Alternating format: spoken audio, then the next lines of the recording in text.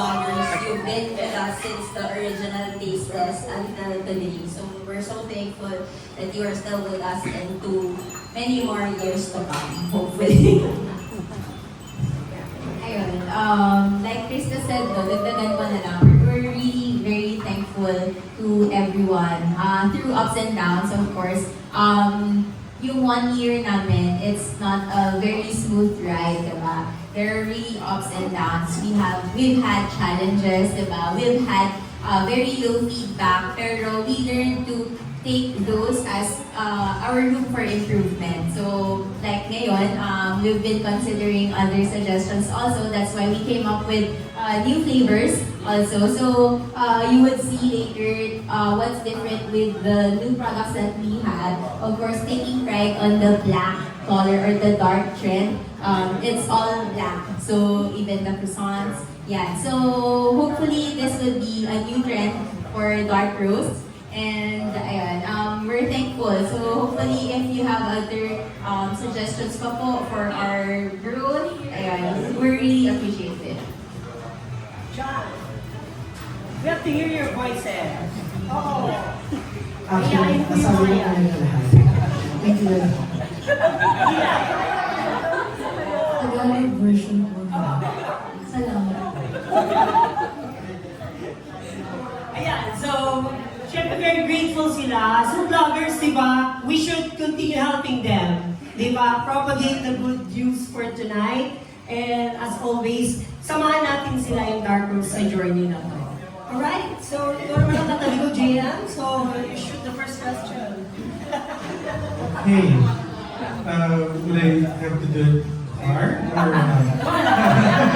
Pwede ko ba warm up muna? Pwede ko yung pag-isip. Well, first of all, congratulations. 1 year is certainly a feat. Can you tell us, siguro, of course, this is a successful venture, but what has been the very biggest challenge involved?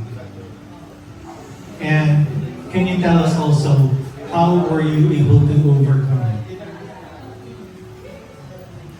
Anybody? Parang nahihirapan sila. Ako, when you mentioned challenge, ang unang pumasok talaga sa isip ko is quality. It's really hard to maintain the quality, especially, yun nga, we have 4 baristas with us.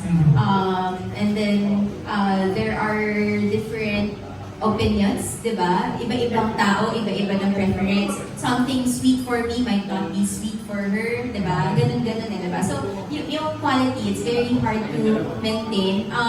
That also comes with the materials or the raw materials, di ba? The items that we use, so we have to maintain those na hindi kami nauubusan. Yun. I think yun yung naging biggest challenge for us is the quality kasi yun nga, like I mentioned earlier, we've had feedbacks na matapang yung ganito, masyadong matamis yung ganyan, di ba? So, yun yung mga kinoconsider namin. But at the same time, we've been reminding the team, no? It's a constant reminder, it's a constant checking, it's a constant monitoring kung nagagawa ba natin yung standards, are we still there? Meron ba tayong na-miss out the point? So, I would say na yun yung naging biggest challenge, one of the biggest challenges for us. Pero hindi pa kami talaga totally naka-overcome kasi it's a journey. Oh, it's a learning process. I guess, for me, the challenge really is penetrating Maginhawa. So, you know that Maginhawa is a food community and it's a Thai dish, right? So, people would have their own preferences. And as we see along this area of Maginhawa, there are how many coffee shops already. So, and there are more opening as we speak. So, that's the challenge. And to Gian's point, our brand has always been about the quality and the consistency. We remind them every time that the drink prepared by Anna should not be different from Brian, should not be different from Brian and Julian. So dapat pare-pareho lahat yun. Regardless if it's a drink prepared by the baristas or the owners, it should be one and the same. So we go back to what we stand for, which is good coffee. And bolder better. Alright, so, I guess isa gusto ko mga concerns yung before is the foot traffic. So it's one of the challenges that we have. We're still trying to think of different ways. Probably you have other suggestions for you to implement. But we're already checking on Wi-Fi connection, having online platforms as well, and which is actually one of the announcements that we're having. Alright, that's interesting. May pa-surprise pa ko. Maybe can you tell us now or maybe later on? Okay. Well, I'd like to ask now naman yung collaboration nyo with Butterboy. Can you tell us these products, how did they come about? What did you like have as an input? Of course, hindi naman nila ipoproduce yan ng basta-basta. You probably had a hand with that. Can you tell us why these specific, aside from the color, of course, but why these specific flavors? Okay. With Butterboy, during our meeting, we're really certain about one thing. Yung new products namin dapat black. So black drink, black bread, black etc. So we started brainstorming, ano ba yung mga black? Diba? Black Oreo comes to mind. Blackberry. Ano ba? Black sesame, activated charcoal, the usual materials that would result to black item. And then, activated charcoal, we scratched that off our list kasi ayaw namin yung feeling na grainy yung item. Diba? But you had it in your cupcake.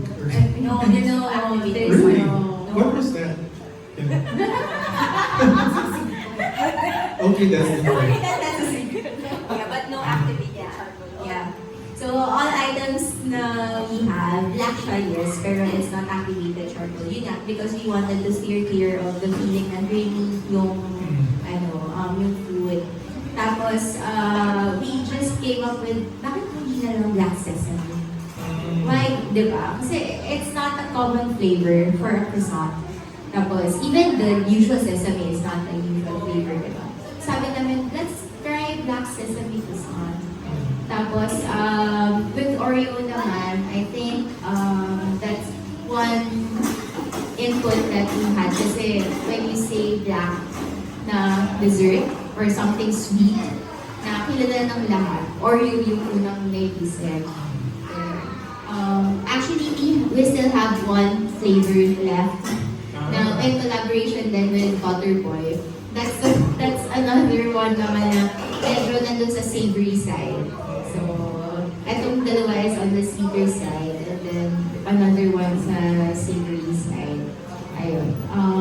Ano pa ba? Yun, we've had discussions with them kung ano yung possible flavors, what would fit yung croissant na texture kasi of course not all flavors would fit, and then we resulted to these two. And then we've had, actually with Butterboy, just to share lang, they're really, as in, over the top, quality, talent, iba. Kasi we've had one tasting na okay na kami. Wala na masyadong, very minor change, more on the looks lang, pero yung one taste lang, wala na, okay na kami. Sabi namin, okay, let's do this na. So, just to share lang din, no? I think our first tasting was first week of April. Tapos, after the Holy Week, second tasting, yung chinek lang namin yung appearance. Tapos, yun na yun. So, ganun lang kabilis with them. Iba talaga because they have the talent, diba? So, I think we were able to communicate and to really merge the ideas. Kaya, ang bilis na So, How about the drink dito sa Baristas Convention? The drink, we made it. So we did the Oreo. Here lang din. Same day that we had the first tasting with Butterboy. So we tried to find something that would complement the breads. Hindi niyo naman sila pinag-contest yung mga barista. then choose. Yeah, but I think that's a good idea. Maybe next time. Maybe next time, not yet. So it's just us. We just wanted something new, something that would be interestingly refreshing because we've heard of other coffee shops saying that they have their own signature drink, and we don't want to call it our signature drink just yet. But it's being prepared now, so we'll have everybody taste it, and we'd love to hear your feedback. We like it, so sana magustuhan nyo din. That's great news and congratulations again.